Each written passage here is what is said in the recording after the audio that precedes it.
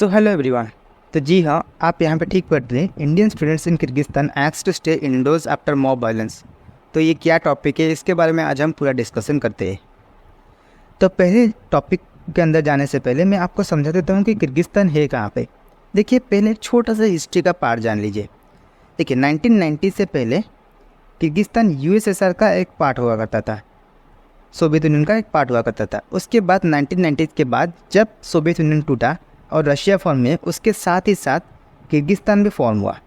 और किर्गिस्तान एक central Asian country है और किर्गिस्तान का रिलेशन इंडिया के साथ अच्छा है। तो अब हम समझते हैं कि ये क्यों हो रहा है, ये टेंशन्स क्यों हो रहा है, ये वायलेंस क्यों हो रहा है। तो मैं आपको पूरा सिंपली समझा देता हूँ। देखिए, किर्गिस्तान में 13 मई को एक फ़ाइट होता है, एक यूनिवर्सिटी फ़ाइट। जैसे यूनिवर्सिटी में इंडिया में यहाँ पे बच्चे फ़ाइट कर लेते हैं यूनिवर्सिटी में, वैसे ही फ़ाइट हुआ था। और वहाँ पे 2 ग्रुप के अंडर फ़ाइट हुआ था। एक ग्रुप में पूरा किर्गिस्तान के लोकलाइट बच्चे थे और दूसरे ग्रुप में इजिप्ट के स्टूडेंट्स थे। मेनली इजिप्ट के स्टूडेंट्स थे, बट 1-2 पाकिस्तानीज भी थे। तो उसके बाद क्या होता है, देखिए ये फ़ाइट होता है और इस फाइट में क्या होता है ना, जो इजिप्ट के स्टूडेंट्स हैं वो काफ़ी हद तक पीट देते हैं किर्गिस्तान के स्टूडेंट्स को। और ये फ़ाइट रिकॉर्ड होता है, रिकॉर्ड होकर टिकटॉक पे वायरल हो जाता है। टिकटॉक पे वायरल होने के बाद ये सब लोकलाइट के पास पहुंचता है और लोकलाइट गुस्सा हो जाते हैं। लोकलाइट स्टूडेंट्स जो है सब गुस्सा हो जाता है कि बाहर के स्टूडेंट्स आके हमारे यहाँ पे मारपीट कर रहे हैं, हमारे यहाँ के कोड ऑफ कंडक्ट को ब्रेक कर रहे हैं और सरकार इनको खुली छूट भी दे रही है।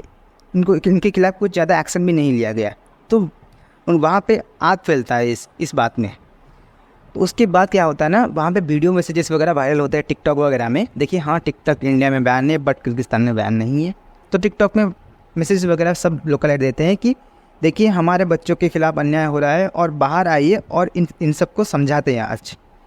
उसके बाद क्या होता है ना, जो किर्गिस्तान के लोकलाइट से और जो बच्चे हैं, बाकी सब बच्चे हैं, सब बाहर आते हैं। और देखिए यहाँ पे मिसअंडरस्टैंडिंग एक हुआ है, मैं आपको समझा देता हूँ। देखिए, इजिप्ट के बच्चे और पाकिस्तानीज और इंडियंस और बांग्लादेशी, इन तीनों के खिलाफ़ जो वायलेंस हुआ है, तो इजिप्ट के बच्चे कुछ हद तक सिमिलर दिखते हैं इनके जैसे।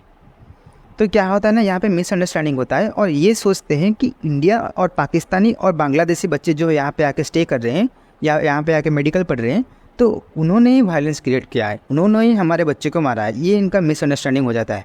उसके बाद हैवी स्केल पे वायलेंस होता है, हॉस्टल में जाके पीट के, मतलब मारपीट होता है बहुत तेज, और कई का तो डेथ हो जाता है। आप यहाँ पे देखिए, पढ़ सकते हैं कि 3 Pakistani students have been murdered too while 10 girls have been raped in Kyrgyzstan. ये जो वायलेंस में 10 गर्ल्स का रेप हुआ है, आप सोचिए कितना हैवी वायलेंस हुआ है इंडियन स्टूडेंट्स और पाकिस्तानी स्टूडेंट्स के खिलाफ।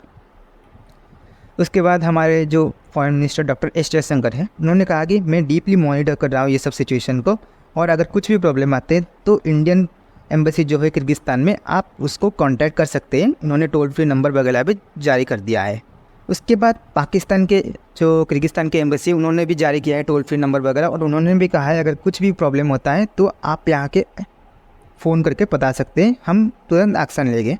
और अभी किर्गिस्तान के गवर्नमेंट ने कहा कि देखिए काफ़ी हद तक न्यूट्रल स्टेट में अभी सब वायलेंस वगैरह कंट्रोल हो चुका है।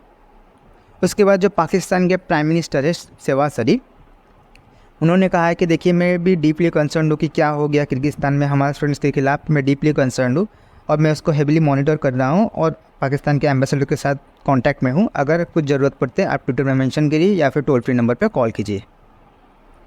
तो अभी हम जानते हैं कि किर्गिस्तान क्या इतना डेवलप्ड कंट्री है, वहाँ पे इंडियन स्टूडेंट्स जाके पढ़ रहे हैं। देखिए नहीं, किर्गिस्तान एक डेवलप्ड कंट्री नहीं है।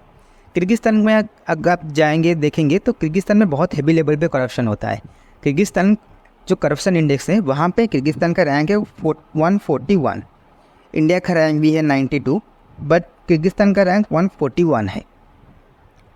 बट किर्गिस्तान के कई सारे कॉलेजेस क्या है ना, जो WHO वर्ल्ड हेल्थ ऑर्गेनाइजेशन के द्वारा जो मेडिकल कॉलेजेस हैं वो उनके द्वारा सर्टिफिकेटेड है।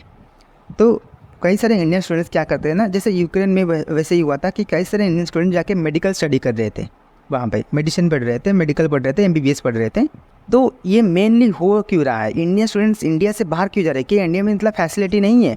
देखिए जी हाँ, आप यही कह सकते हैं, क्योंकि देखिए इंडिया में टोटल 695 मेडिकल कॉलेजेस हैं और उनमें टोटल सीट्स कितना है, बस 1,06,333। आप सोचिए, नीट एग्ज़ाम होता है, ये नीट एग्ज़ाम से आप क्रैक करके मेडिकल कॉलेज में एंट्री कर सकते हैं। नीट एग्ज़ाम कितने बच्चे देते हैं, 6 लाख प्लस। आप सोचिए 6 लाख प्लस बच्चे मेडिकल एग्ज़ाम देते हैं और कितना सीट्स है टोटल इंडिया में? 1,06,000। जो बाकी जो 4-5 लाख बच्चे बच के वो क्या करेंगे? उनके करियर का बर्बाद करेंगे क्या? तो वो क्या करते हैं ना, जाते हैं किर्गिस्तान जैसे कंट्रीज़ या फिर यूक्रेन जैसे कंट्रीज़ में जाके वहाँ पे मेडिकल स्टडी करते हैं। और उसके बाद वो आशा करते हैं कि यहाँ पे अगर हमें कुछ सर्टिफिकेट वगैरह डिग्री वगैरह मिल जाएगा तो हम वापस यूरोप और यूएसए जैसे कंट्रीज़ में जाके अप्लाई कर सकते हैं और वहाँ पे फर्दर स्टडीज़ कर सकते हैं। ये इनका ड्रीम होता है। तो आप कहेंगे कि ये सब कैसे रोकेंगे हम?